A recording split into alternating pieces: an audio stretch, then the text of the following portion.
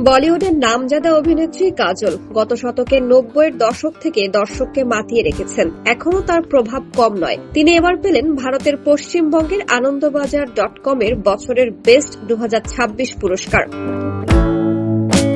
কাজলের শেকড় বাংলায়, তবে বাংলাটা ঠিকঠাক বলতে পারেন না তিনি। শুক্রবার পুরস্কার গ্রহণের পর তার কাছে জানতে চাওয়া হয় বাংলা ছবি দেখেন কিনা। জবাবে অকপটে জানান না, তবে সময় সুযোগের সমন্বয় ঘটলে বাংলা ছবিতে অভিনয়ের আগ্রহ প্রকাশ করেন অভিনেত্রী।